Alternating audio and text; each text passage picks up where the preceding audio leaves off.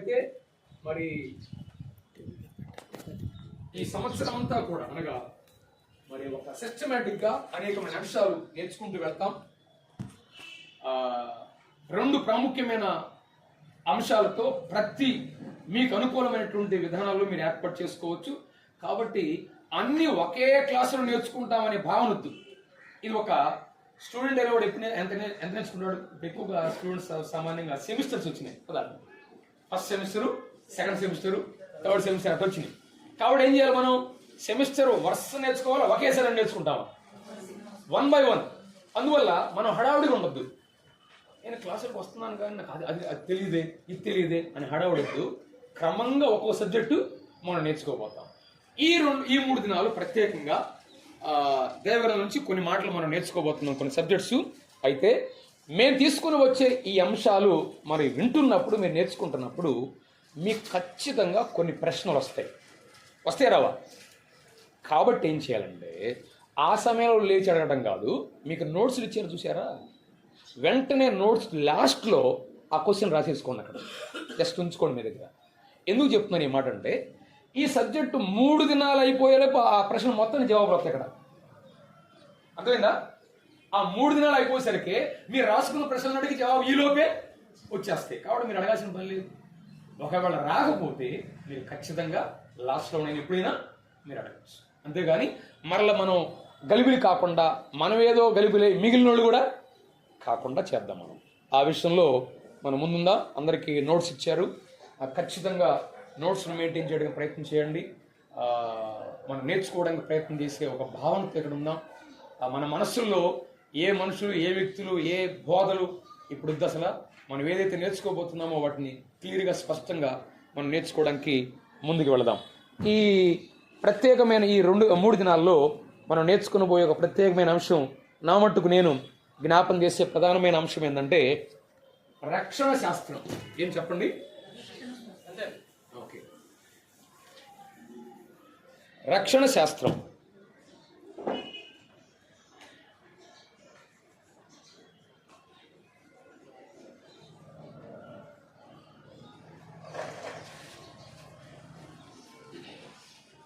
మనం నిదానంగానే వింటాము, నిదానంగానే రాసుకుంటాము, హడావుడేం లేదు. జాగ్రత్తగా మీకు క్లాస్ రూమ్ కనుక మనం ఒకరినొకరు ఏదైనా అర్థం కాకపోతే రాసింది కానీ చెప్పింది కానీ వెంటనే మీరు అడగచ్చు. దాని గురించి చెప్తాను. డిక్టేట్ మీరు క్లాసులో కంటిన్యూగా రాసుకోవచ్చు. తర్వాత మీకు నోట్స్ కూడా అయిపోయిన తర్వాత అన్నవాళ్ళు మీకు సప్లై చేస్తారు తెలుగులోనే. కాబట్టి మీకు ఇబ్బంది ఏం లేదు.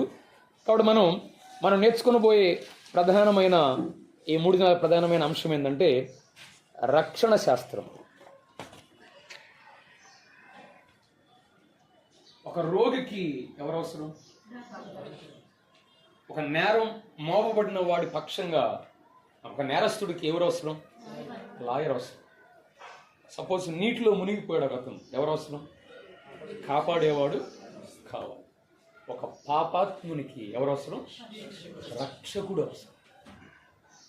అందుకనే బైబిల్లో సెంట్రల్ థీమ్, బైబిల్ గ్రంథంలో ఆదికాండం 3వ అధ్యాయం మొదలుకొని ప్రకటన 22 అధ్యాయం వరకున్న సెంట్రల్ థీమ్ ఏంటంటే రక్షణ. ఆదికాండం 3వ అధ్యాయం. ఎందుకు ఆదికాండం 3వ అధ్యాయం అన్నాం? ఏం ప్రారంభమైంది అక్కడ? చెప్పండి. అంతే కదా. ఆదికాండం 3వ అధ్యాయంలో పాపం ప్రారంభమైంది. ప్రకటన 22 అధ్యాయం వరకు ఈ పాపానికి పరిహారం అనేటువంటి, విమోచన అనేటువంటి, లేదా రక్షణ అనేటువంటి అంశం దీనిలో సెంట్రల్ థీమ్, కేంద్రీకృతమైనటువంటి ఒక అంశం ఏంటంటే రక్షణ అనేటువంటి అంశం.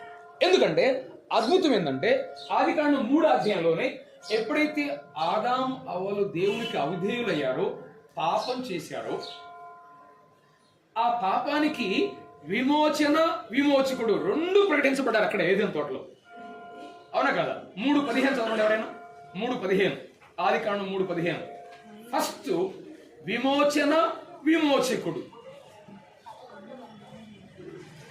2 అంశాలు అక్కడే ప్రవచించబడ్డాయి. 3:15 నీకును స్త్రీకిని ఈ సంతానములకును ఆమె సంతానములకును వైరము కలుగజేసేది. అది నిన్ను తల మీద కొట్టును, నీవు దానిని మడిం మీద కొట్టదు అని చెప్పాను. ఎస్, చూడండి, దీన్ని బైబిల్ పండితులు ఏమంటారంటే ఫస్ట్ గాస్పల్ అంటారు, దీన్ని ప్రోటో ఇవాంజలిజం అంటారు. ఏదేను తోటలోనే ఆదాము అవ్వల ఎదుటే దేవుడు విమోచకుణ్ణి ప్రవచింపజేశాడు. అంటే ఆదాము అవ్వలు వారి చెవులతోనే విన్నారు ఎవరి గురించి? క్రీస్తుని గురించి. అంటే ఆయన నిన్ను తల మీద కొట్టును, నీవు ఆయన మడి మీద కొట్టును. ఆయన అంటే అక్కడ అది వేశాడు తెలుగు బైబిల్లో, అది అన్నాడు. కింద ఫుట్ నోట్లు ఏమన్నాడు? ఆయన. చూసారా, బైబిల్ మనం నేర్చుకునేటప్పుడు ఫుట్ నోట్స్ లో కూడా చూడాలి, అన్ని మీనింగ్స్ ఉంటాయి. అంటే ఆయన అంటే ప్రభు అయిన క్రీస్తు యేసు అపవాదిని ఏం చేస్తాడంట? తల మీద కొడతాడు. ఆ అపవాది ఆయన మడి మీద కొడతాడు. ఏది ప్రమాదం? తల మీద కొట్టేదా, మడి మీద కొట్టేదా? మన ప్రభువు వాడి తల మీద కొడతాడు. అనగా అదే ఎదీను తోటలో విమోచకుణ్ణి విమోచన, లేక రక్షకుడు రక్షణ, రెండు అంశాలు ప్రవచించబడ్డాయి. కాబట్టి బైబిల్లో సెంట్రల్ థీమ్ అదే అని మనం చూడాలి. అది చాలా ప్రాముఖ్యమైనటువంటిది. అంటే పతనమైన వెంటనే దేవుడు చేసినటువంటి మొట్టమొదటి ప్రవచనం, మొట్టమొదటిది అదే. 4వ అధ్యాయానికి పోయేసరికి అవ్వంట పొరపాటు పడిందంట. అవ్వకు ఫస్ట్ పుట్టినటువంటి మొట్టమొదటి కుమారుడు ఎవరు? కయ్యూను. ఈయనే కావాలనుకుందంట. ఎవరు? కయ్యూని అనుకుందనుకుంటా. ఆ సంతానం కయ్యూను అనుకుందంట. ఎలా చూస్తే ఏమాడు? కయ్యూను ప్రాణం తీసేవాడయ్యాడా, ప్రాణం పెట్టేవాడయ్యాడు? ప్రాణం తీసేవాడయ్యాడు. ఆయన అవుతాడు. మరి ఆ పొరపాటు పడింది. యెహోవా దేవుడు నేను ఒక మనిషిని సంపాదించుకున్నానన్నది. అందుకని యోహాను 1:10 రాస్తాడు, కయ్యూను వంటి వారమై ఉండరాదు, వాడు తన సహోదరునే ప్రాణం తీశాడు. కానీ కింద వచ్చరికి క్రీస్తు మన కొరకు తన ప్రాణమే. కయ్యూను ప్రాణం తీసేవాడు, కానీ క్రీస్తు ప్రాణం పెట్టినవాడు. తర్వాత కొన్ని వేల సంవత్సరాల తర్వాత ఆ ప్రవచనం నెరవేరినట్టుగా చూడగలం. అందుకనే ఈరోజు లోకం యేసు క్రీస్తును ఎరగవలసిన మొదటి స్థితి ఏంటంటే రక్షకుడుగా ఎరగాలి. ఫస్ట్ ఏమెరగాల? మనం మొట్టమొదటిగా యేసు క్రీస్తుని ఎలా ఎరగాలి? స్వస్థపరిచేవాడుగాను, మాకు దీవించేవాడుగాను, లేకపోతే రకరకాల కలిసి వచ్చేవాడు చేసేవాడుగాను, లేక విద్యలో ఉద్యోగాలు తీసుకొచ్చేవాడుగాను. ఇది కాదు ఫస్ట్ ఫేజ్. సపోజ్ ఉదాహరణకి ఒక బిడ్డ పుట్టాడు. బిడ్డ పుట్టిన వెంటనే అతనికి మొట్టమొదటి స్థానం ఏంటి? మొట్టమొదటి స్థానం ఏంటి? కుమారుడు. అవునా కాదా? అల్లుడు, బావమరిది, మనవడు, ఇవన్నీ తర్వాత స్థానాలు. అవునా కాదా? ఫస్ట్ ఏంటి? కుమారుడు. అవునా కదా? పుట్టంగా అల్లుడు పుట్టాడు అంటావు నువ్వు అనొచ్చు, కానీ ఫస్ట్ ఆయన పొజిషన్ ఏంటి? కుమారుడు. మనము మొట్టమొదటి దేవునికి కుమారులుగా ముందు ఉండాలి, ఆ తర్వాత మిగిలినన్ని. అర్థమైందా? స్వస్థపరిచేవాడు, లేక రకరకాలు తీసేవాడు, అన్ని ప్రభు చేసేవాడే. కానీ మొట్టమొదటిగా నీకు దేవునికి ఉండాల్సిన మొట్టమొదటి స్థితి ఏంటి? కుమారుడు అనేది. యోహాను సువార్త 1:12 ఏమన్నాడు? తన్ను ఎందరు అంగీకరించిరో అనగా తన నామమున విశ్వాసం ఉంచిన వారందరికీ దేవుని కుమారులగుడుకు అధికారం ఇచ్చాను. దేవునికంట కుమారులు కుమార్తెలు ఉంటారంట, కానీ దేవునికి మనవరాలు ఉంటారు. అవునా కదా? నా తండ్రికి ప్రభువుని నమ్ముకుంటే ఆయన దేవుని కుమారుడే, నేను దేవుని నమ్ముకుంటే నాకు యేసు ప్రభు ఆయన తండ్రి నాకు. అవునా కదా? అంతేగాని మా నాన్న పెద్దోడు కదా ఆయనకి కుమారుడు అవుతాడు, కానీ నాకు మా తాత అవుతాడు అనొచ్చా మన దేవుణ్ణి? లేదు. మన జనరేషన్స్ ఎన్ని వచ్చినా సరే ప్రభువుని ఎరిగినటువంటి వారందరూ కూడా ఆయనకేం కావాలి? కుమారులు కుమార్తెలే కావాలి. అది ప్రధానమే. ఎప్పుడైతే మనము రక్షకుడు అవసరాన్ని తెలియాలంటే ముందు రక్షణ అవసరం ఏంటో మనకు తెలియాలి. అందుకనే ఒక ప్రాముఖ్యమైన మాటతో నేను ముందుకెళ్తున్నాను, జాగ్రత్తగా పట్టుకోండి. రక్షణ అనేటువంటిది ముందుకి రక్షణ అనేటువంటిది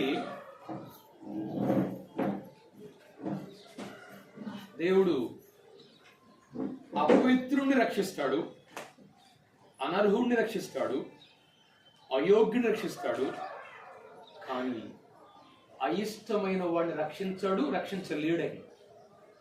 12వ కీర్తన 5వ చరణం చూడండి. 12వ కీర్తన 5వ చరణం. 12వ కీర్తన 5వ చరణం.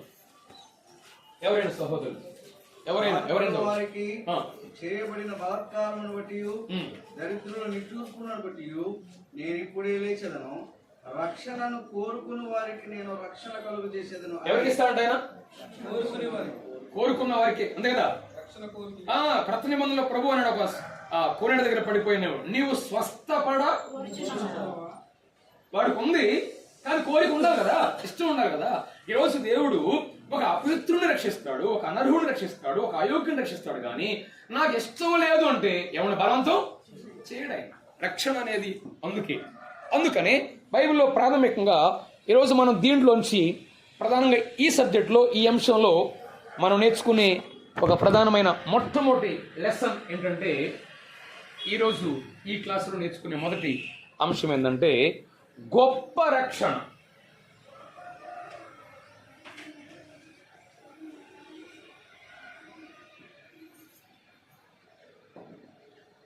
నేను థియోలజికల్గా చాలా పదాలు ఉంటాయి, ఇవన్నీ మన బుర్రకి అందవయ్యి.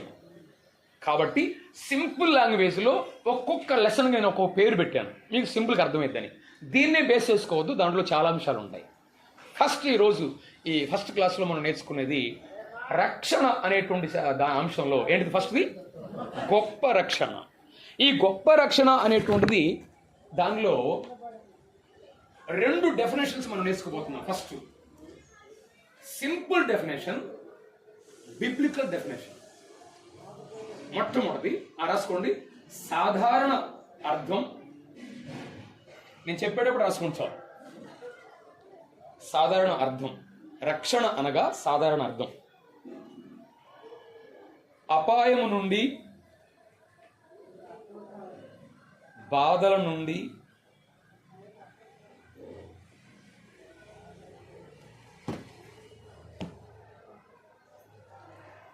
రోగముల నుండి రక్షించబడుట.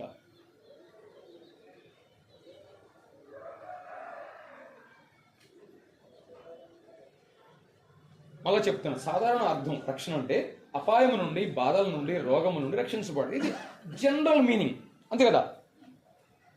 నన్ను కాపాడాడు ఆయన, నన్ను రక్షించాడు అంటాం మనం సాధారణంగా వాడే పదాలు ఇవి. అంటే సాధారణ మీనింగ్ అది. కానీ బిబ్లికల్ లేఖనములోని అర్థం, దాని కింద లేఖనములోని అర్థం.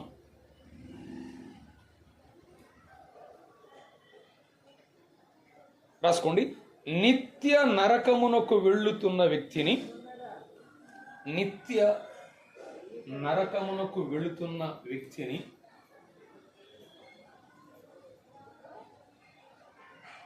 విడిపించి దేవుని ఆశీర్వాదమునకు నడిపించుటయే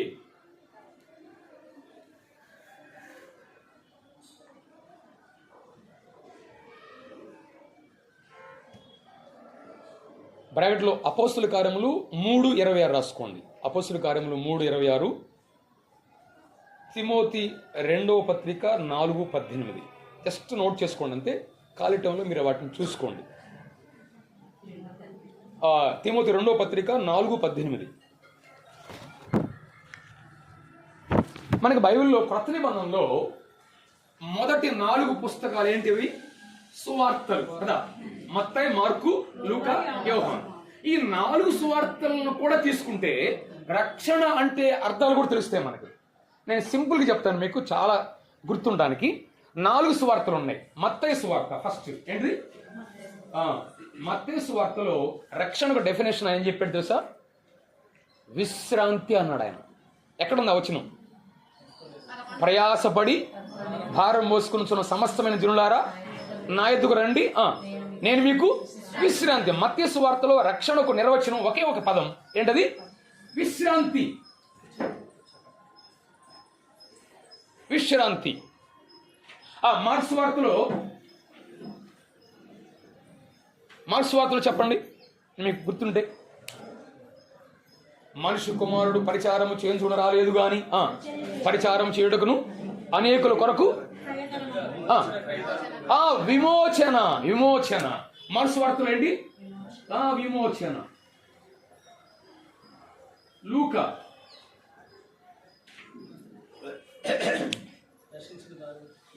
నశించిన దానిని వెదకి రక్షించుటకు. అంటే అక్కడ ఏంటి?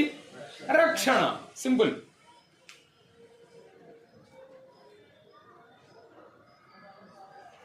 యోహాను సువార్తలో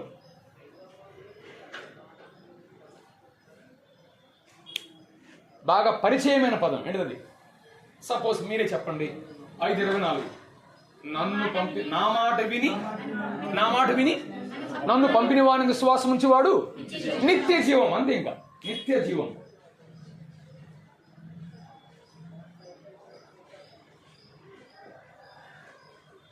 ఇది 4 సువార్తల్లో 4 మాటలు చాలా సింపుల్ గా మనకు అర్థమవుతాయి. దీని గురించి వివరణలోకి నేను అంటలేదు. కాబట్టి ఫస్ట్ మనం నేర్చుకునేది ఒకటి, సాధారణమైన రక్షణ అర్థం చూసాం. రెండవది, లేఖనాల్లో రక్షణ అంటే అర్థం ఏంటో చూస్తూ వచ్చాం చాలా సింపుల్ గా. లాస్ట్ చెప్పండి, లేఖనంలోని అర్థం ఏం చెప్పుకున్నాం? నిత్య నరకానికి వెళుతున్న వ్యక్తిని ఎస్ విమోచన అనేటువంటిది, రక్షణ అనేటువంటి దానిలో మనం చూస్తూ వచ్చాం. దీన్ని ప్రధానంగా ఇప్పుడు మనం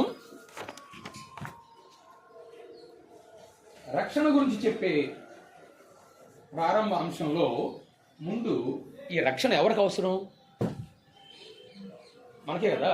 కాబట్టి ముందు మనం ఎవరో తెలుసుకోవాలి. మనం ఎవరో తెలుసుకుంటే ఎక్కడ రక్షణ అవసరమో అర్థమవుతుంది.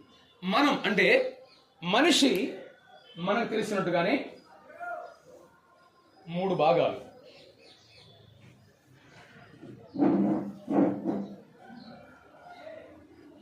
ఫస్ట్ చెప్పండి, ఫస్ట్ స్టార్టింగ్ నుండి. శరీరం, తర్వాత తర్వాత ఎస్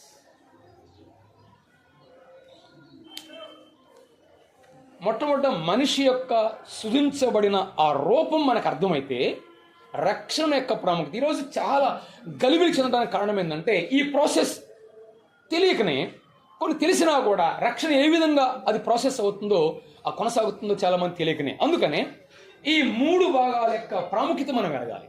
సపోజ్ మొట్టమొదటి ఏమనుకున్నాం? శరీరం. శరీరం అనేది దేవుడు ఎలా కలుగు చేశాడు? నేల మట్టిని తీసుకొని, అవునా? అంటే శరీరంలో సహజంగా మనకు అర్థమయ్యేది 5 జ్ఞానేంద్రియాలు, అవునా? ఏమండి జ్ఞానేంద్రియాలు అంటాం కదా, 5 ఏమండి? శరీరము, నాలుక, ముక్కు, కన్ను, చెవులు. జ్ఞానేంద్రియాలు, పంచేంద్రియాలు అంతే కదా. ఏమంటివి? కన్ను, ముక్కు, నాలుక, చెవులు, చర్మం. అంటే భూమి నుండి తీయబడినవి కనుక ఈ 5 కూడా మనకి భూమికి అటాచ్ అయి ఉంటాయి, భౌతికంగా ఉంటాయి, అవునా? ఈ 5 అవయవాలు కూడా ఈ భూమితో మనకి లింక్ ఉంది. దేవుడు ఎప్పుడు కూడా ఈ భూమికి మనకు అవసరాలు ఉన్నాయి, అవునా కాదు? భూమిలో నుంచి ఎన్నో మేళ్లు మనం పొందుతున్నాం. మనకి భూమికి ఎంతో అటాచ్మెంట్ ఉంది. ఈ భూమిని అనుభవించడానికే దేవుడు ఈ 5 జ్ఞానేంద్రియాలు మనకి ఇచ్చాడు. చూడండి, 5ట్లో ఒకటి పని చేయకపోయినా కూడా ఏమంటాం మనం? అంగవైకల్యం అంటాం. భూమి మీద అంత సంతృప్తిగా వాడు జీవించలేడు. అయితే రెండోది ఏంటి చూడండి, రెండోది ఏంటి? ప్రాణం. ఈ ప్రాణం అనేటువంటి దానికి సహజంగా బైబిల్ పండితులు మైండ్, మనస్సు అనేటువంటి దాన్ని దానికి దీనికి లింక్ పెడుతున్నారు. ఎందుకంటే దేవుడు మానవుణ్ణి తన రూపంలో, తన స్వరూపంలో మానవుని సృజించాడు. కాబట్టి మానవునికి స్వేచ్ఛ ఇచ్చాడు. ఏమిచ్చాడు? స్వేచ్ఛ. మనం స్వేచ్ఛా జీవులమా, రోబోట్స్మా? మనం మిషన్స్మా, మ్యానా? చెప్పండి. మనం మనుషులే కదా. దేవుడు ఎప్పుడు కూడా అందుకే అలా మనం గ్రహిస్తే తప్ప ఆదాము చేసిన విషయాలు చాలాసార్లు పొరపడబడుతుంటాం. ఎందుకు తెలుసా? ఆదాము పాపం చేసేటప్పుడు దేవుడు ఆపకూడదు అని తెలుసుగా అంటాం. మనం ఆపకుండా ఉంటాను కారణం ఏమిచ్చాడు? స్వాతంత్రం ఇచ్చాడు. ఇప్పుడు సపోజ్ నా ఫోన్కి ఒక సిస్టమ్ ఏర్పాటు చేశారు, దానికి ఒక ఆఫర్ ఇచ్చాడు, లేకపోతే ఒక ఫీచర్ ఇచ్చాడు, అంటే ఒక ఆప్షన్ ఇచ్చాడు. దానికి ఆ ఆప్షన్ ఇచ్చిన నేనే దానిని అధిగమించకూడదు కదా, దాన్ని వ్యతిరేకించకూడదు కదా. అర్థమైందా? ఇప్పుడు సపోజ్ నేను రింగ్ టోన్ ఇచ్చాను. సపోజ్ మీకు అర్థం కాదు, నా ఫోన్కి రింగ్ టోన్ ఇచ్చాను. రింగ్ టోన్ ఇస్తే ఆ టైంకి రింగ్ టోన్ వచ్చిందా రాదా? అది నన్ను అడగకుండా వచ్చింది నేను అంటాను ఉందా? నువ్వే కదా ఇచ్చింది. దానికి స్వతంత్రం ఉంది. ఎందుకు? మనం ఇచ్చాం ఆప్షన్, అది వచ్చింది అంతే. ఎందుకంటే తనకున్నట్టు ఉంటుంది అది. అదేవిధంగా దేవుడు మానవునికి ఏదైతే ఇచ్చాడో దాన్ని అధిగమించడు, దాన్ని కాదన్నాడు ఆయన. ఏమి ఇచ్చాడు ఇక్కడ? ప్రాణం అనేటువంటి దాంట్లో, జీవం అనేటువంటి దాంట్లో స్వేచ్ఛ ఇచ్చాడు. అంటే ఏమి ఇచ్చాడంటే స్వేచ్ఛ, ఇంగ్లీష్ లో ఫ్రీ విల్ అంటాం, ఫ్రీ విల్. రెండోది ఎమోషన్స్, మూడోది జ్ఞానం. దీంట్లో ఉంటాయి. ఏముంటాయి ఈ మూడు? మళ్ళీ చెప్తున్నాను అంశాలు. ఏంటి? స్వేచ్ఛ, ఫ్రీ విల్, ఎమోషన్స్ అంటే భావాలు, మూడోది జ్ఞానం. ఈ మూడు ఆయన దాంట్లో ఉంచంటే ఆ మనసులో మనకు ఉంటాయి. ఖచ్చితంగా చూడండి, దేవుని స్వరూపము అంటే ఎక్కడ మనకు అర్థమయ్యేది, ఎక్కడ మనకు అర్థమయ్యేది దేవుని స్వరూపం అంటే ఎక్కడ మనకు స్పష్టంగా అర్థమవుతుంది. మనం ఏం చేస్తాం? చెట్లు, జంతువులు ఇవి ఏమన్నా ఎమోషన్స్ కూడా అవుతాయా? జ్ఞానము, ఫ్రీ విల్ ఇవన్నీ కూడా మనలో ఉన్నాయి. ఎందుకంటే మన ఎవరి స్వరూపం? దేవుని స్వరూపం. దేవుడు ఆనందిస్తాడు, ఆయన దుఃఖపడతాడు, అవునా కాదు? అదే ఎమోషన్స్ మనలోకి ఉన్నాయి. ఆయన మనకిచ్చాడంటే దేవుడు తన స్వరూపంలో మనం నిర్మించాడంటే అర్థం ఏంటంటే నేను ఎలా కనబడతాను కనుక దేవుడు కనబడతాడు అనే స్వరూపం కాదు ఇది. ఈ మూడు ప్రధానమైనవి. దాని గురించి స్పష్టంగా తర్వాత మనం క్లాసులో కొనసాగుతుందో జస్ట్ సింపుల్ ఫౌండేషన్ మీరు నేర్చుకోండి చాలు. మూడోది ఏంటి? ఆత్మ. ఆత్మ అంటే ఈ ఆత్మ ఏంటంటే దేవునితో సహవాసం చేయాలంటే ఏది ముఖ్యం ఇక్కడ మనకి? అర్థమైందా? దేవునితో సంబంధం కలిగి ఉండాలంటే ప్రధానమైనది ఏంటి? ఆత్మ. ఆత్మ ప్రాముఖ్యమైనది. ఒకవేళ కాళ్ళు, కళ్ళు, చేతులు ఉన్నా ఆత్మ లేకపోతే మనము దేవునితో సంబంధమే మనకు లేదని చెప్పాలి. ఆత్మ కావాలి. అసలు ముఖ్యంగా ఆరాధించాలంటే, దేవుని కనపరచాలంటే ఏం కావాలి మనకి? ఆత్మ. ఆత్మ కలిగినటువంటి వ్యక్తి, ఆత్మ అయి ఉన్నటువంటి దేవుని మనం ఎరగగలం, ఆయనతో సంబంధం కలిగి ఉండగలం. ఇప్పుడు వినండి, సింపుల్ గా దీని అర్థం, దీని గురించి ఎక్కువ వివరంగానే చెప్పట్లేదు. మానవుని యొక్క రూపం ఏంటో మనకు అర్థమైంది. 3 పార్ట్స్ ఏంటిది? శరీరం, ప్రాణం, ఆత్మ. ఇవి ఏ విధంగా వివరంగా ఉన్నాయో, ఏడు సంబంధాలు ఉన్నాయో మనకు అర్థమైపోయింది. అయితే ఈ మానవుడు ఏమయ్యాడు? దేవుని ఆజ్ఞ అతిక్రమించాడు, మీరాడు. ఇప్పుడు పాపం వలన వచ్చు జీతం అనగా పాపాన్ని బట్టి ఈ మూడు భాగాల్లో ఏం జరిగింది అదే చూడబోతున్నాం మనం. ఈ పాపాన్ని బట్టి ఈ మూడు భాగాల్లో ఏం జరిగింది చూడండి. దేవుడేమన్నాడు? నీవు పండు తిను దినమున నిశ్చయముగా చచ్చెదవు అన్నాడు. చచ్చెదవు అంటే దానికి ఏం పదం పడదాం మనం? మరణం, అంతే కదా? మరణం. చూడండి, చచ్చెదవు అంటే మరణం. అసలు మరణం అంటే అర్థమైంది సింపుల్ మీనింగ్. చేస్తాను అంటుంటాం, ఆయన చచ్చిపోయాడంటగా. ఏమంటాం? చచ్చిపోయాడు అంటే చచ్చింది శరీరం, పోయింది చచ్చింది శరీరం, పోయింది ఆత్మ. అంటే వినండి, ఇక్కడ ఈ పాపాన్ని బట్టి ఇక్కడ రాస్తాం చూడండి. ఈ పాపాన్ని బట్టి ఈ మానవుడు అనేటువంటి ఈ మూడు భాగాలకు మొట్టమొదట దేనికి ఎఫెక్ట్ అయింది చెప్పండి?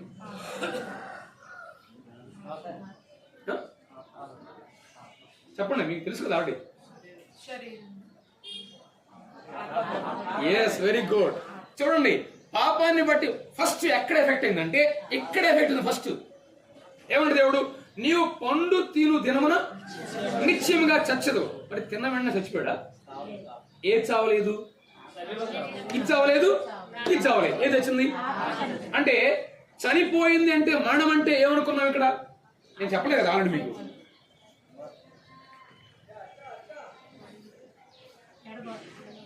మరణం అంటే ఏంది? అర్థమైందా? ఆత్మ చచ్చిపోయిందంటే ఆత్మ చచ్చిపోదు, కానీ ఇక్కడ ఏంటి? ఎవరి నుండి? అంటే దేవుని నుండి ఆ సంబంధం పోయింది కదా, తీగిపోయింది, ఎడబాటు వచ్చేసింది. అంటే చాలాసార్లు అంటుంటాం, మన కోపం వస్తే కూడా కొంతమందిని, నేను చచ్చాను అనుకోండి అంటాము. అంటే నేను అర్థమైంది అంటే మీతో నాకు సంబంధం లేని అర్థం. ఉంటారు కానీ ఏమంటాం మనం? నేను చచ్చాను అనుకోండి, లేకపోతే నువ్వే చచ్చావు అనుకుంటాం మేము అనుకుంటాం. అంటే ఏంటి? సంబంధం లేదు, ఎడబాటు ఉందని అర్థం. అక్కడ సింపుల్ మీనింగ్ అంటే పాపాన్ని బట్టి మనిషికి ఏ మరణం అనేది వచ్చింది. పాపం వల్ల జీతం మరణం. ఈ మరణం అంటే అర్థం ఏంటి? ఎడబాటు. అంటే ఏం ఎడబాటు అయింది? ఫస్ట్ ఎఫెక్ట్ దేనికి వచ్చింది? ఆత్మ. ఏమన్నాడు? నీవు పండు తినమన నీవు నిశ్చయముగా చచ్చదు. అంటే ఒకవేళ చచ్చదు అని దేవుడు చెప్పాడులే, ఆ రోజు ఆదాం చచ్చిపోలేదు కదా, మరి దేవుని మాట అబద్ధమా? ఎన్నటెన్నటిగా కాదు. దేవుడు చెప్పాడు అంటే దానిలో అసలు ప్రభు చెప్పింది కూడా ఎలా చెప్పాడు? నిశ్చయముగా చచ్చదు. మరి నిశ్చయంగా సావలేదు కదా ఆ రోజు, కానీ ఖచ్చితంగా చచ్చిపోయాడు. అక్కడ దేనికి ఫస్ట్ ఎఫెక్ట్? ఆత్మకి ఎఫెక్ట్ జరిగింది. అంటే ఆత్మ వెంటనే దేవునికి ఎడబాటు అయిపోయింది. విమర్చు తర్వాత ఏంటి? ఈ 3 భాగాల ఎఫెక్ట్ అవుతుంది. ఇది 3 భాగాల ఎఫెక్ట్ అవుతుంది. ఫస్ట్ ఇక్కడ ఆత్మ, తర్వాత ప్రాణం. అంటే మన ప్రాణము క్రమక్రమంగా మరణం మనలోకి ప్రవేశిస్తూ ఉంటుంది. అయ్యా దినదినం ఏందో నాకు అర్థం కావట్లేదు నా పరిస్థితి, ఏం చెప్పాలో వయసు భయపడతా ఉంది అంటుంటాం కదా మనం. అంటే ఏం చెప్తుంది? శరీరం ఏం చేస్తుంది? మామూలుగా మనలో ఉంటుండే ప్రాణం ఏమవుతుంది? కృషించిపోతూ ఉంటుంది దినదినం. అది నెంబర్ 2, 2వ భాగం. అది మూడోది ఏంటి? శరీరం. ఖచ్చితంగా శరీరం కూడా మరణం ప్రవేశించింది. మరణం ఎప్పుడు ప్రవేశించింది? ఆదాం ఎన్ని సంవత్సరాలు చనిపోయాడు? 930 సంవత్సరాలు. 900 అంటే ఇప్పుడు శరీరం ఎఫెక్ట్ కావడానికి ఎన్ని సంవత్సరాలు పట్టింది? 930 సంవత్సరాలు పట్టింది. చూసారా? మూడిటికి కూడా పాపము ఎక్కడి నుంచి ఎఫెక్ట్ అవుతుందో స్టార్టింగ్ ఏందో మనకు అర్థమైపోయింది. ఇది అర్థమైతే ఆ తర్వాత నేను చెప్పేది మీకు చాలా క్లియర్గా అర్థమవుతుంది. అంటే పాపం అనేది ఫస్ట్ ఆత్మకి ఎఫెక్ట్ అవుతుంది, అది కనబడింది. రెండోది ప్రాణం అనగా దినదినం దాని ఎఫెక్ట్ అవుతుంది. మూడోది శరీరం అనగా సరిగ్గా ఆదాము 930 సంవత్సరాలకు అతను చనిపోయాడు. చూడండి, మరణం విషయంలో ఫస్ట్ ఇది, రెండోది ఇది, మూడోది ఇది. చూడండి, మరణం విషయంలో ఎట్లా వరుసగా ఎఫెక్ట్ అవుతుంది చెప్పండి. ఫస్ట్ ఏంటిది? ఆత్మ, తర్వాత ప్రాణం, తర్వాత ఎందుకు మళ్ళీ అడుగుతున్నానంటే మీరు గుర్తుపెట్టుకుంటారని అడుగుతున్నాను. జాగ్రత్త చూడండి, ఈ ప్రాసెస్ ఇది. కానీ అదే విధానంలో ఇదే వ్యక్తి రక్షణ పొందుట్లో కూడా ఫస్ట్ ఏది ఎఫెక్ట్ కావాలి? అర్థమైందా? ఒక వ్యక్తి యేసు ప్రభువును నమ్ముకోవడానికి వచ్చాడంటే, యేసు ప్రభువును తన జీవితంలో చేర్చుకున్నా అంటే ఫస్ట్ ఏది ప్రభావితం? అర్థమైందా? తర్వాత దినదినం ఏమవుతాడు? ప్రాణం ఎఫెక్ట్ అవుతుంది. ఆ తర్వాత ఏమవుతుంది? ఒకరోజు శరీరం ఏమవుతుంది? విమోచించబడుతుందా? ఎస్. దాన్ని ఈ విధంగా చెప్పాలనుకున్నాను. జాగ్రత్తగా పట్టుకోండి ఆ మాట. నేను ఆ మాట మాత్రం సెంటెన్స్ 3 మీకు చెప్పాలనుకున్నాను. ఇక్కడ చూడండి, ఒకసారి నోట్స్ రాసుకోండి. ఆదాములో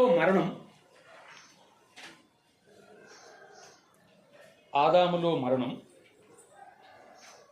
దాని కింద ఒకటి నెంబర్ 1, ఆత్మ వెంటనే మరణిస్తుంది.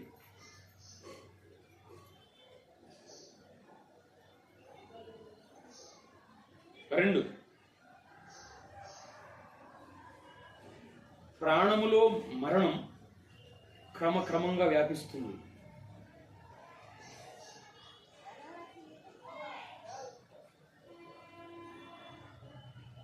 మూడు,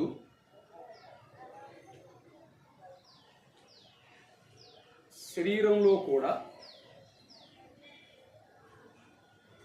మరణం ప్రవేశించి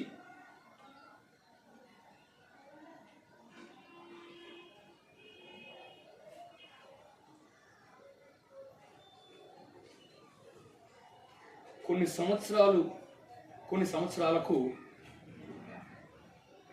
భౌతికంగా మరణిస్తాడు.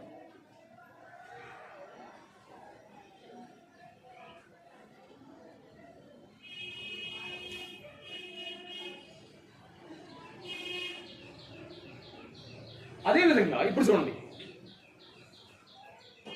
మరణం విషయంలో ఏ విధంగా ఎక్కడి నుంచి ఎఫెక్ట్ అవుతుందో జీవం విషయంలో కూడా దేవుని దగ్గరకు వచ్చే విషయంలో కూడా ఇదే వరుస క్రమం. దాన్ని ఈ విధంగా చెప్పాలనుకున్నాను. ఆ సెంటెన్స్ ముందు రాసుకోండి. ఒక వ్యక్తి రక్షణ పొందినప్పుడు నెంబర్ 1 దాని కింద నెంబర్ 1 ఈ సెంటెన్స్ క్లియర్ రాసుకోండి. ఇప్పుడు నేను చెప్పేది, యేసు ప్రభువును నమ్ముకున్న వెంటనే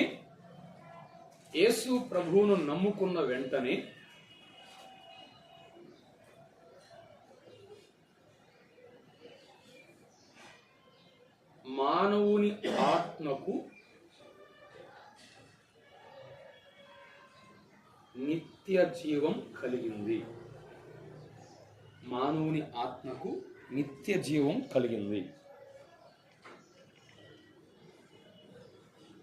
ముందు రాసుకున్న తర్వాత వివరిస్తాను. నెంబర్ 2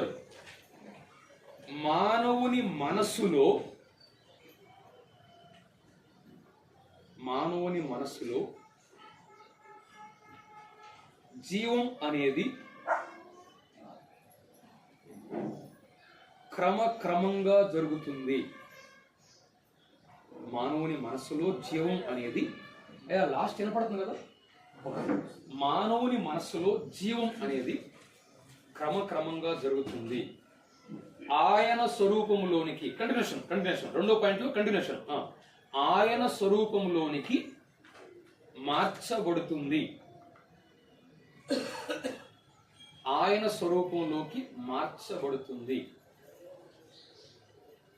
ఇంకొక లైన్ కంటిన్యూషన్, నూతన జీవం పొందుతుంది. నూతన జీవం అనే దగ్గర అండర్లైన్ చేయండి.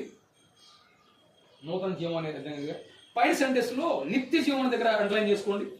పైన సెంటెన్స్ లో ఫస్ట్ దాంట్లో నిత్య జీవం అనే దగ్గర అండర్లైన్ చేసుకోండి. ఇప్పుడు ఈ సెంటెన్స్ లో నూతన జీవం.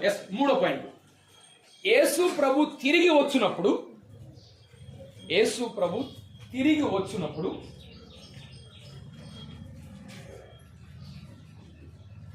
మానవుని శరీరమునకు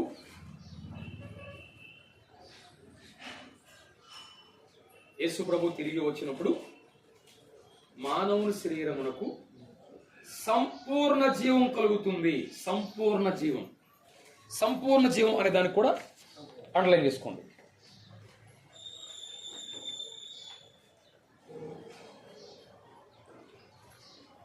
ఇప్పుడు చూడండి, పాపం అనేది ఏ విధంగా ఆత్మ, ప్రాణానికి, శరీరానికి ఏ విధంగా ఎఫెక్ట్ అయిందో, జీవం అనేది కూడా ఒక వ్యక్తి దేవుని దగ్గరకు వచ్చినప్పుడు, యేసు ప్రభు దగ్గరకు వచ్చినప్పుడు, అతను రక్షించబడినాడు అని చెప్పేటప్పుడు ఇదే వరుసలో ఎఫెక్ట్ అవుతాయి అని మనకు అర్థమైంది. ఏంటి చెప్పండి? ఫస్ట్, ఆ వ్యక్తి ఆత్మకు నిత్య జీవం, రక్షించబడ్డాం, నిత్య జీవం వచ్చేసింది. రెండోది, ప్రాణానికి ఏంటి?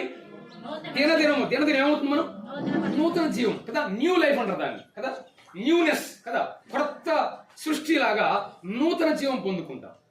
చెట్టు ఏ విధంగా రోజు రోజుకి నూతనంగా అవుతుందో, మనం ఎంతగా దేవునితో అటాచ్మెంట్ ఉంటామో, సహవాసం ఉంటామో, అందుకే దేవుడు ప్రార్థన, వాక్యము, సహవాసం ఇవన్నీ ఎందుకు ఇచ్చాడు?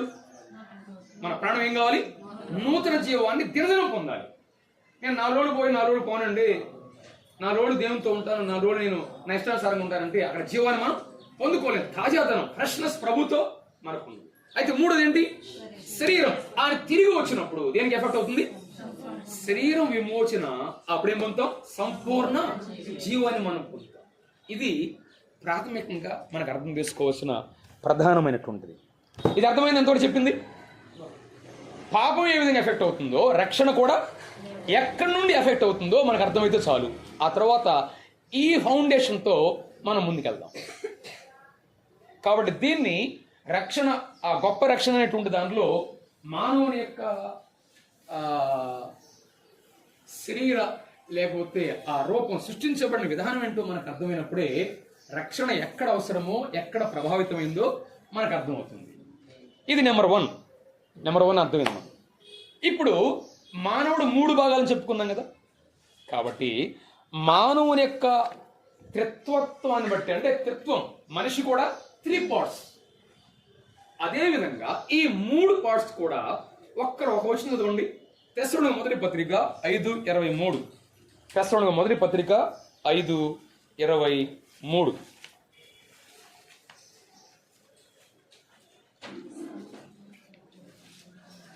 5:23. కర్తయగు దేవుడే ఆ, మిమ్మును సంపూర్ణముగా పరిశుద్ధ పరచును గాక.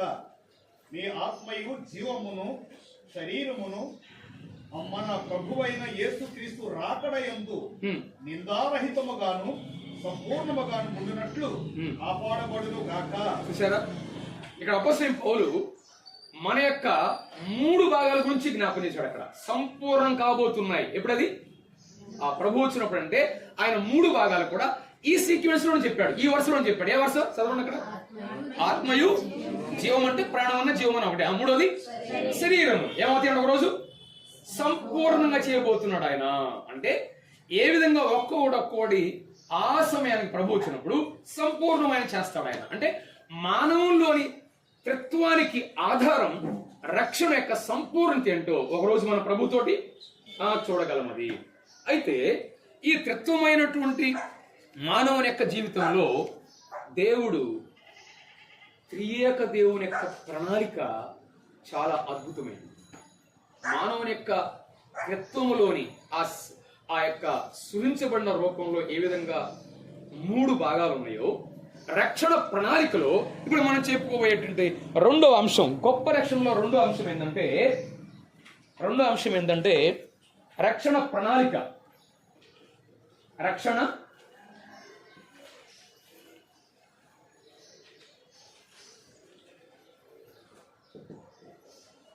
ప్రణాళిక, ద ప్లాన్ ఆఫ్ సాల్వేషన్.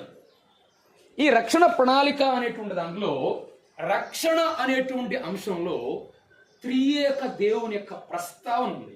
చాలా అద్భుతమైనటువంటి ఒక సత్యం ఉంది బైబిల్లో. ఏంటంటే ట్రయూన్ గాడ్, త్రియేకమైన దేవుడు మన రక్షణ పట్ల ఆయన తీసుకున్న ఆలోచన ప్రణాళిక చాలా అద్భుతమైనది. దీన్ని మనం 1-2 రెఫరెన్సెస్లో మాత్రం చాలా వివరంగా చూస్తాం. చాలా చోట్ల ఉన్నాయి, కానీ 2 రెఫరెన్సులు మనకి ఈజీగా అర్థమై ఉన్నాయి. ఆ 2 రెఫరెన్స్ చూద్దాం మనం ఒకసారి. చూడండి, పేతురు మొదటి పత్రిక 1వ అధ్యాయము 2 వచనాలు. పేతురు మొదటి పత్రిక 1వ అధ్యాయం 2 వచనాలు. యేసుక్రీస్తు అపోస్తలుడైన పేతురు తండ్రి అయిన దేవుని భవిష్యత్ జ్ఞానమును బట్టి నెంబర్ 1 ఆత్మ వలనే పరిశుద్ధత పొందిన వారై నెంబర్ 2 విధేయులగుటకును యేసుక్రీస్తు రక్తము వలన ప్రోక్షింపబడుటకును ఏర్పరచబడిన వారు. నెంబర్ 3 చూసారా? చూడండి, రక్షణ ప్రణాళికలో ఒకటి ఎవరున్నారు? తండ్రి, కుమార, పరిశుద్ధాత్మ, 3 ఉన్నారు. అంటే మన రక్షణ పట్ల దేవునికి ఉన్నటువంటి ప్రణాళిక త్రియేక దేవుని ప్రణాళిక. జాగ్రత్త గుర్తుపెట్టుకోండి, ఇది కొనసాగుతున్నాయి. ఇంకొక క్వశ్చన్ కూడా చదవండి ఒకసారి. ఎఫెసు పత్రిక 2:18. అది చదవకపోయినా అక్కర్లేదు, జస్ట్ రాసుకోండి ముందు. ఆయన ద్వారానే మనము ఉభయులము ఒక్క ఆత్మయందు తండ్రి సన్నిధికి చేరగలిగి ఉన్నాం. చూసారా, ఒకే వచనంలో ఆయన ద్వారా అంటే ఎవరైనా? యేసుక్రీస్తు ప్రభువు. తర్వాత అదే వచనం. కాబట్టి మీరిక మీదట అదే వచనం. ఆయన ద్వారానే అంటే ఎవరికైనా? యేసుక్రీస్తు ప్రభువు. మనము ఉభయులము ఒక్క ఆత్మయందు. అక్కడెవరు?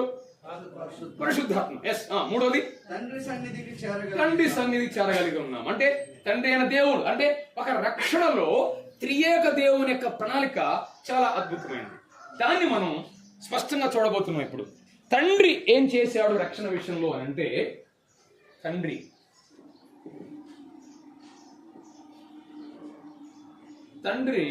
1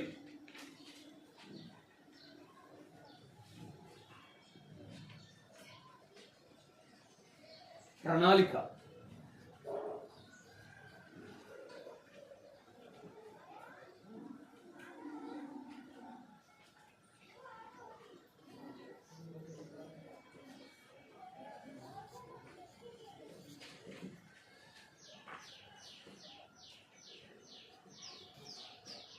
చూడండి ఒకసారి, రక్షణ విషయంలో త్రియేక దేవుని యొక్క ప్రణాళిక ఎలా ఉందంటే, ప్లాన్ చేసింది ఎవరు? తండ్రి. ప్రణాళిక. కుమారుడు ఏం చేశాడు? దాన్ని పరిపూర్ణం చేశాడు. ఆత్మ ఏం చేస్తున్నాడు ఇప్పుడు? అవునా, మనకు ప్రకటింప చేస్తున్నాడు, మన ప్రేరేపిస్తున్నాడు, మనల్ని ఒప్పింప చేస్తున్నాడు. అర్థమైందా? రక్షణ ప్రణాళికలో 3 యొక్క ప్రణాళిక, 3 యొక్క ఆలోచన ఎంత అద్భుతంగా ఉందో దైవ గ్రంథంలో మనకు తీసుకురాబడినటువంటి ఒక స్పష్టమైనటువంటి భావం అది. త్రియేక దేవుని యొక్క రక్షణ ప్రణాళికలో మనం చూస్తే తండ్రి యొక్క ప్రణాళిక ఉన్నది, కుమారుడు దాన్ని పరిపూర్ణం చేశాడు. యేసుప్రభు వారి కలువరి శిలువలో పలికిన చివరి మాట ఏంటి? సమాప్తమైంది. It is finished. ఆ రక్షణ ప్రణాళిక ఏం చేశాడు? సమాప్తం చేశాడు, అంటే పరిపూర్ణం చేశాడు, కంప్లీట్ చేశాడు. నెంబర్ 3, మూడోది పరిశుద్ధాత్మ దేవుడు నేటికి దాన్ని ఏం చేస్తున్నాడు? మనకి ప్రకటన చేస్తున్నాడు. దీనికి ఈ 3 అంశాలు ఒకసారి రాసుకోండి. నెంబర్ 1, దీని కింద రక్షణ ప్రణాళిక అనే దాని కింద త్వరగా తండ్రి ప్రణాళిక అని రాసుకోండి.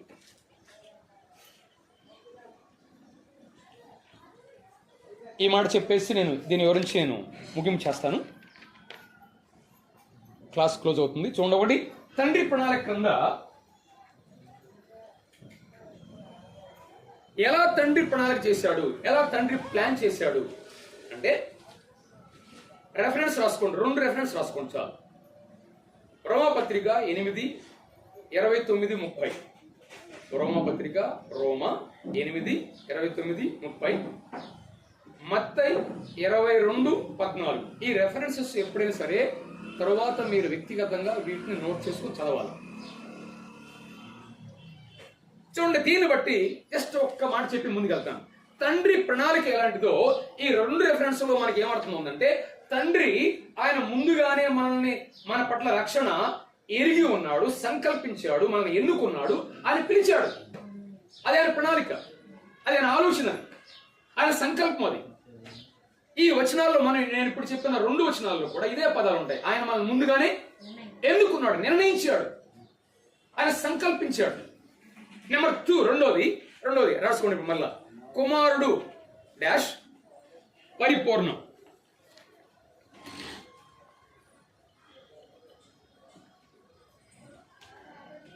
ఈయన ఏం చేశాడు అనుకున్నాం? దీనికి 2 రెఫరెన్సెస్ రాసుకోండి. మార్క్స్ వార్త మార్క్ 14:21.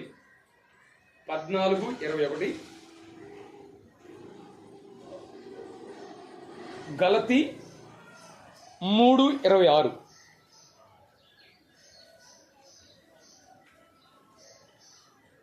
గలతీలోనే 4:4 కూడా రాసుకోండి. కాలం సంపూర్ణమైనప్పుడు తన కుమారుని పంపాను. ఆ పూర్తి వచనంలో మనకు ఉంటుంది.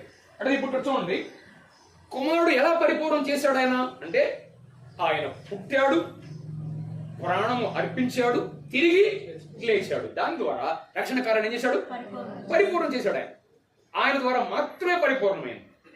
నెంబర్ 3, మూడోది రాసుకోండి. ఆత్మ డాష్ ప్రకటన. పరిశుద్ధాత్మ ఎలా ప్రకటన చేశాడు రక్షణ గురించి? ఒక 2 రెఫరెన్సెస్ రాసుకుంటాను దాని కింద. రోమాపత్రిక 1:15-16. యోహాను సువార్త 16:7-11. 7-11 వచ్చినాను. ముఖ్యంగా మనకి చాలా క్లియర్గా ఉండే వచనం ఏంటంటే యోహాను సువార్త 16వ అధ్యాయం కదా. ఏమన్నాడు? ఆత్మ ఆయన వచ్చినప్పుడు మిమ్మల్ని పాపమును గురించి, తీర్పును గురించి, నీతిని గురించి ఒప్పింప చేస్తాడు. అంటే పరిశుద్ధాత్మ యొక్క రక్షణలో ఏంటి ఆయన బాధ్యత? ప్రకటిస్తున్నాడు. మనం ఒప్పింప చేయడం ప్రకటన అంటే మనం ఒప్పింప చేస్తున్నాడు. మనల్ని పాపాన్ని గురించిన విషయాన్ని తెలియజేస్తున్నాడు. మనకు నీతిని గురించి ఒప్పింప చేస్తున్నాడు, లేకపోతే తీర్పుని గురించి కూడా ఒప్పింప చేస్తున్నాడు.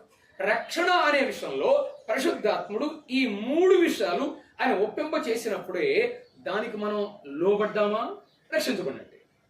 కానీ ఇప్పుడు కాదులే అన్నామా, రక్షణ కోల్పోయినట్టు, అంటే మనం రక్షణ నిర్లక్ష్యం చేసినట్టే. అది పరిశుద్ధాత్మ యొక్క ఈ పరిచర్య ఎప్పటికీ కొనసాగుతూనే ఉంది. దేవుని యొక్క ప్రణాళికలో ఎంత ప్రణాళిక ఉన్నదనేటువంటిది త్రియేక దేవుని యొక్క ప్రణాళిక రక్షణలో. ఇది మన బైబిల్లో చెప్పబడిన వెరీ ఫండమెంటల్ టీచింగ్. ఇది ప్రధానమైనది. నేను చివరికి ఒక మాట చెప్తున్నాను ఏంటంటే, ఎందుకు దేవుడు రక్షణ మానవుని పట్ల ఇంత ప్రణాళిక చేయడానికి కారణం ఏంటి అసలు? What is the reason? ఎంత గొప్ప ప్రణాళిక చేయడానికి దీని వెనుక ఏంటి అసలు? ఆయన నిత్యత్వంలోనే ఆయన మానవుని పట్ల ప్రణాళిక కలిగి ఉండటం, ఒక కాలం పరిపూర్ణమైనప్పుడు తన కుమారుణ్ణి పంపించడం, అది నెరవేర్చడం, తర్వాత ఇప్పుడు ప్రస్తుతం పరిశుద్ధాత్మ దేవుడు మనల్ని ప్రేరేపించడము, ప్రకటింప చేయడము, మనల్ని కదిలించడం. ఎందుకు? ఎంత ప్రాసెస్ ఎందుకు అసలు? ఎస్, దానికి ఒక సెంటెన్స్ రాసుకుని దానికి కారణం జస్ట్ 2 మాటలు చెప్తాను అంతే. ఇంతగా రాసుకోండి, కంటిన్యూషన్. ఇంతగా రక్షణ మానవుని పట్ల ప్రణాళిక వేయడం, ఇంతగా రక్షణ మానవుని పట్ల ప్రణాళిక వేయడం వెనుక ప్రేరణ, ప్రణాళిక వేయడం వెనుక ప్రేరణ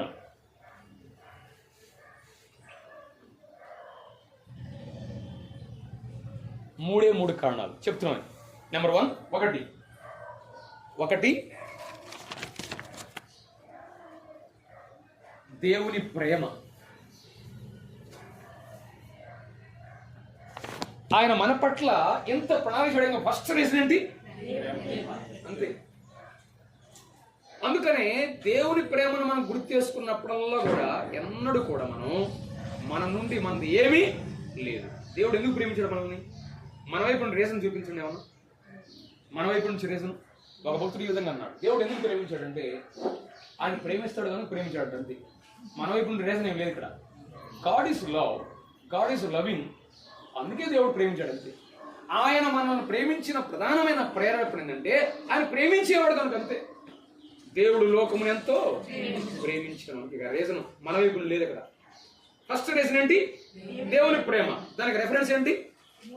ఇప్పుడు నేను చెప్పింది అంటే యోహాను 3:16 రాసుకోండి. జస్ట్ దాని ముందు యోహాను మొదటి పత్రిక 4:10 కూడా రాసుకోండి. కొద్ది వివరంగా ఉంది అక్కడ. ఇంకా యోహాను మొదటి పత్రిక 4:10. రెండో కారణం దేవుని కృప. దేవుని కృప. ఈ పదాలన్నిటి గురించి కూడా ఒక క్లాసులో మనం స్పెసిఫిక్గా నేర్చుకోబోతాం. మీరు హడావుడి పడాల్సిన పని లేదు. దానికి వివరంగా కొన్ని విషయాలు కూడా ఈ రక్షణ సంబంధించిన కొన్ని పదాల అధ్యయనం కూడా చాలా వివరంగా నేర్చుకుంటాం. దేవుని కృప. ఎఫెసీ పత్రిక 2:3 మీరు కృప చేతనే రక్షించబడి ఉన్నారు. నెంబర్ 3, మూడోది దేవుని పరిశుద్ధత. దేవుడు ఎందుకు మన పట్ల రక్షణ ఏర్పాటు చేశాడు? రక్షణ ఎప్పుడు అవసరం? అంతే కదా. పాపం వల్ల వచ్చే జీతం మరణం. మరణం కింద ఉన్నాం కనుక మనకేం అవసరం? రక్షణ అవసరం. మరి మనం మరణం కింద ఎందుకున్నాం? పాపం. కానీ ఆయన ఎవరు? పరిశుద్ధుడు. మరి ఆయనకి మనకి ఏమైనా సంబంధం ఉన్నప్పుడు లేదు. కాబట్టి మనకేంటి? రక్షణ సంకల్పం చేయాలంటే ఆయన పరిశుద్ధుడు గనుక రక్షణ కావాలి మనకి. ఆయన కూడా మనలాంటి వాడైతే రక్షణ సంకల్పం అసలు అవసరం లేదు కదా. ఆ ప్లాన్ అవసరం లేదు. సిన్స్ గాడ్ ఈజ్ హోలీ, ఆయన పరిశుద్ధుడు కనుక మన పట్ల రక్షణ అనేటువంటి ప్రణాళిక వేయవలసి వచ్చింది. ఇది మూడోది ఏంటి? దేవుని పరిశుద్ధత. యెషయా గ్రంథం 6:3, హబక్కుకు 1:13.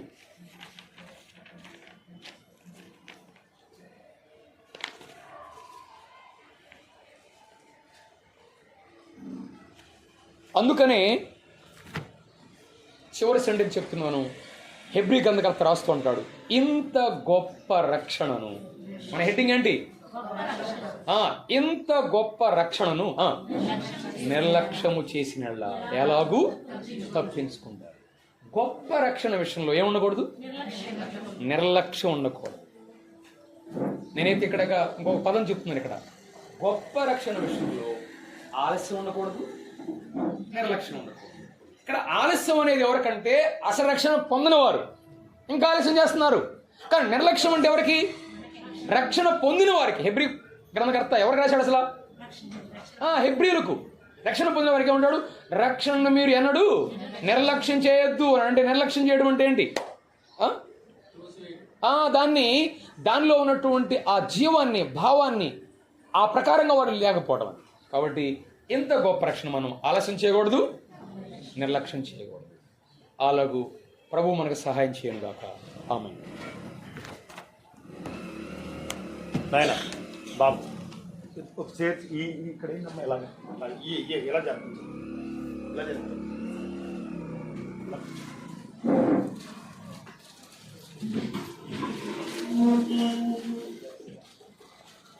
దాన్ని కూడా క్రీస్తునందు మిక్కిలి ప్రియమైన యవనస్తులారా, ప్రభువును రక్షకుడునైన యేసుక్రీస్తు వారి శ్రేష్టమైన నామంలో చేరవచ్చిన మీ అందరికీ మరొకసారి ప్రేమవందనాలు తెలియజేస్తా ఉన్నాం. ప్రాంతంలో ఉన్నటువంటి యవనస్తులకు ప్రభు వాక్యములో శిక్షణ ఇప్పించాలనేటువంటి కొంతకాలంగా ఉన్నటువంటి కోరికను, ఆ ఆశను దేవుడు నెరవేరుస్తున్నందుకు నా మటుకు నేను సంతోషిస్తున్నాను. మరి ఈ సమయంలో దేవుని దాసులు జాన్పాల్ గారు రక్షణ శాస్త్రం అనేటువంటి దానిలో నుండి మనతో ఇంతవరకు మాట్లాడారు. ఆరంభం నుంచి ఉన్నటువంటి వారు, మధ్య మధ్యలో వచ్చినటువంటి వారికి కొంచెం ఒకవేళ కష్టంగా ఉన్నా ఆరంభం నుంచి వింటే మరింత ధాటిగా ఉంటుందని మరొకసారి జ్ఞాపకం చేస్తున్నాను. అయితే స్టార్టింగ్ కూడుకు కాబట్టి ఓకే. ఇప్పుడు తర్వాత జరిగే సెక్షన్కి మాత్రం సమయాన్ని ప్రకటిస్తాము. ఆ సమయానికి రావడానికి ప్రయత్నించాలని మరొకసారిగా జ్ఞాపకం చేస్తారన్నా. ఇప్పుడు టీ ఇస్తారు, స్నాక్స్ కూడా ఇస్తారు. పాలరాజు గారు వచ్చి కీర్తన పాడి వినిపిస్తారు. దేవుని దాసులు మండపేటలో పరిచయం చేస్తున్న దేవుని దాసులు పాలరాజు గారు వచ్చి కీర్తన పాడతారు. దయచేసి మిగిలిన వారు కీర్తన పాడుతున్నప్పుడు పల్లవైన తర్వాత లేచి నిలబడండి. మళ్ళీ ఆఖరి చరణానికి కూర్చుంటే కొంచెం మీకు కాళ్ళు నొప్పులు అవి సర్దుకుంటాయని దయచేసి.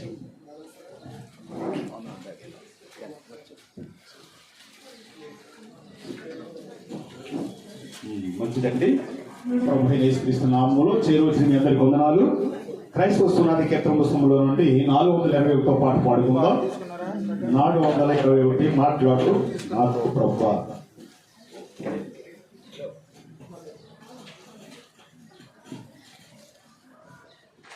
మాట్లాడు నాతో ప్రభువా, నీ దాసుడు ఆలకించుచున్నాడు. ఈ పాలు ఆరకమునుపి నీదు దర్శనం కలిగించవా, నీదు దర్శనం కలిగించవా. మాట్లాడు నాతో ప్రభువా, నీ దాసుడు ఆలకించుచున్నాడు. దీపాలు ఆరకమునుపి నీదు దర్శనం కలిగించవా, నీదు దర్శనం కలిగించవా. అగాధ జలమున స్వరమైన వాడా, ఆదిలో వాకైన వాడా. అగాధ జలమున స్వరమైన వాడా, ఆదిలో వాకైన వాడా. ఈ ఏకాంతములు నీ మాట కోసం, ఈ ఏకాంతములు నీ మాట కోసం నేను తపించుచున్నాను నాదా, నేను తపించుచున్నాను నాదా.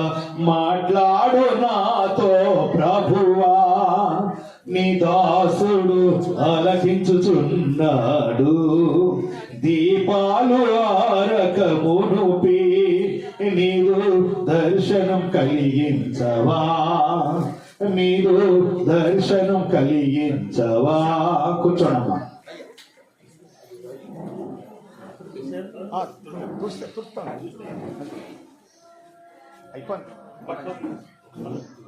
చివరి చరణం. నీ మాట చేత పోషించుమయ్యా, నీ దాసుని బ్రతికించవయ్యా.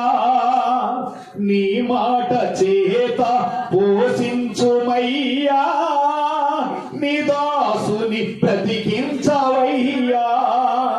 నా ఆత్మ కలి చల్లార్చుమయ్యా, నా ఆత్మ కలి చల్లార్చుమయ్యా.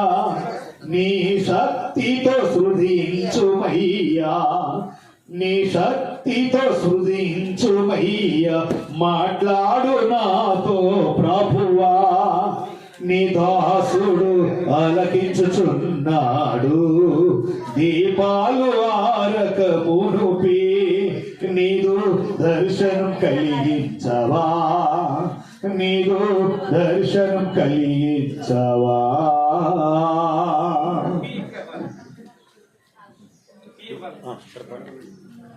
ఓకే.